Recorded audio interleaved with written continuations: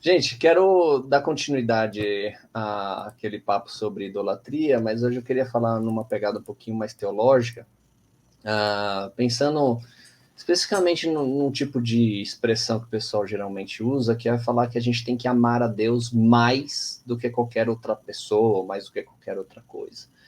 Eu quero começar dizendo que amor não é uma competição. Meu amor pela minha esposa, pelos meus filhos, pelos meus pais, eles não são amores que competem entre si. O amor não é um bem escasso, ele se multiplica em vez de se dividir, né? Se existe competição, certamente não estamos diante do amor, mas de meras paixões e desejos. E eu quero afirmar que por trás desse papo de idolatria no meio evangélico, o que existe é um Deus que não ama e é amado, mas sim um Deus mesquinho, obcecado consigo mesmo, e portanto que compete para que toda atenção e desejo se voltem para ele mesmo. Em outras palavras, esse é um Deus narcisista. Esse Deus narcisista é construído a partir de uma experiência e uma organização da realidade que são altamente hierarquizadas, instrumentalizadas e conflitivas. Todas as relações servem um único propósito de não amar, mas de honrar, enaltecer, glorificar os seus superiores. E como nessa teologia Deus é o poder último, acima de tudo e de todos, toda a realidade existe com o único propósito de glorificá-lo. E como a experiência humana e teologia existem numa via de mão dupla, no fim, essa teologia da glória de um Deus narcisista acaba fundamentando todo tipo de relação hierarquizada, instrumentalizada e conflitiva. Mas esse tipo de relação não tem nada a ver com amor, tem a ver com atenção, desejo, paixão. Como eu disse, o amor se multiplica e não se divide. Por isso, não há hierarquização, instrumentalização e competição no amor. Como seria, então, uma teologia a partir da experiência e de uma organização da realidade que esteja fundamentada no amor? Existem dois exemplos bíblicos muito interessantes para responder essa pergunta. Primeiro, numa visão divina com criaturas fantásticas, o profeta Isaías ouve o seguinte: a plenitude de toda a terra é a sua glória. Está lá em Isaías 6, versículo 3. Quando existe essa combinação de plenitude com terra, o que se tem em vista é o caráter fértil, produtivo, animado da criação. Então, por exemplo, em Isaías 34, versículo 1, fala-se que a terra e sua plenitude, o mundo e tudo quanto ele produz. Com isso, eu quero dizer que a glória de Deus e a criação em toda a sua plenitude, ou seja, em toda a sua abundância de elementos e seres, eles não estão em competição um com o outro, numa relação hierarquizada e instrumentalizada que Deus está acima. A criação não existe como instrumento numa posição inferior que só serve para produzir glória para o seu superior, Deus. Não. O bem da criação, de tudo que existe, também é o bem de Deus e vice-versa. Assim como o bem da minha esposa, numa relação de amor, é o meu bem também, e o meu bem é o bem dela. Se é assim, não faz nenhum sentido um Deus precisar ser amado acima da criação ou de forma exclusiva.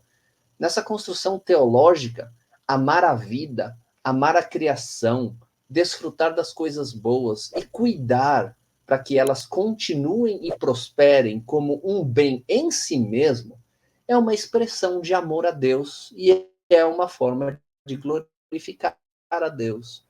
Um Deus em disputa com sua criação, com as coisas boas, com a vida, é simplesmente patético, é um Deus muito pequeno. O segundo exemplo bíblico está na relação do amor a Deus e o amor ao próximo, como uma moldura para a vida piedosa, que aparece tanto no Antigo quanto no Novo Testamento. Desde os 10 mandamentos até os ensinos de Jesus e passando pelo ensino dos apóstolos.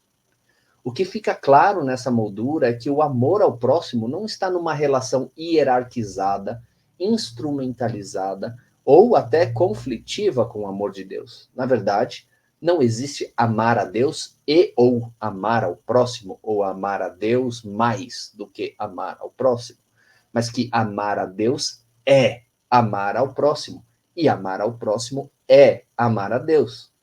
Ninguém afirma isso de forma mais clara do que o apóstolo João, que diz: Deus é amor, e qualquer um que reside no amor, reside em Deus, e Deus reside nele. Está lá em 1 João, capítulo 4, versículo 16. Não somente esse texto afirma que o amor ao próximo é amor a Deus, mas que não existe uma relação de amor hierarquizada, instrumentalizada e conflitiva entre Deus e as pessoas. O amor é a convergência para uma existência, ou uma residência, para usar o termo do texto bíblico, compartilhada, simbiótica, expansiva entre Deus e as pessoas.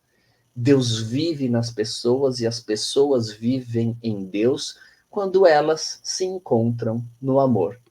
Exatamente por ser amor e não paixão ou desejo, a relação entre o amor a Deus e o amor ao próximo não é competitiva, mas cooperativa.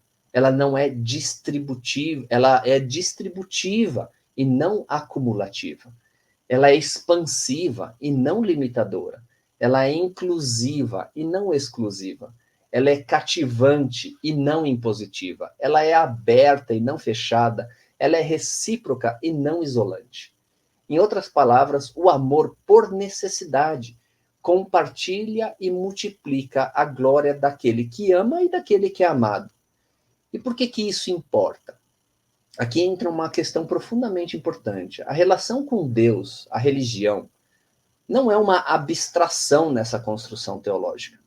No discurso evangélico sobre idolatria, o amor, bem entre aspas aqui, a esse Deus narcisista nunca é definido de forma clara. O que significa amar a esse Deus? O que significa amá-lo acima de outras coisas ou de outras pessoas? E é nessa abstração que reside o perigo. Alguns vão dizer que esse Deus, para ser, né, amado, vai exigir muitas horas de oração, muitas horas de leitura da Bíblia. Outros vão dizer que esse Deus exige muitas horas de serviço na igreja. Ainda outros vão dizer que esse Deus exige muito dinheiro, fidelidade ao líder como seu representante. E tudo isso em detrimento do bem daqueles que amam esse Deus, em detrimento da sua vida familiar, da sua saúde mental, da sua vocação, da sua missão, da sua profissão, do seu emprego, das suas amizades, das suas responsabilidades como cidadão e muitas outras coisas. Esse Deus quer tudo para si. E, obviamente, que na prática, tudo acaba nas mãos daqueles que representam esse Deus. Sem uma relação concreta entre o amor a Deus e o amor à criação, entre o amor a Deus e o amor ao próximo, a abstração serve aos interesses mesquinhos, pequenos, de um Deus narcisista e seus representantes, que são tão narcisistas como ele. E se a relação de Deus com a criação e com as pessoas é uma relação de amor, ou seja, uma relação cooperativa, distributiva, expansiva, inclusiva, cativante, aberta e recíproca, como então nós viveremos? Como isso vai definir a nossa forma de nos relacionarmos com os outros no âmbito familiar, nas relações entre marido e mulher, entre pais e filhos? Como isso vai definir nossa forma de fazermos igreja, de entendermos estruturas institucionais e definirmos o papel de liderança? Como que isso vai definir nossa forma de fazermos sociedade, nossa forma de fazermos economia, política? Deixar a paixão hierarquizada, instrumentalizada, conflitiva, dominar toda a realidade é tornar a realidade num grande inferno, com um Deus que somente ama a si mesmo e que é obcecado por sua própria glória e que deseja estar sempre no controle. Mas deixar o amor que se alegra e age pelo bem, pela glória do outro, dominar a realidade é viver, de fato, como filhos de um Deus que simplesmente nos ama. É isso, gente. Eu acredito que seja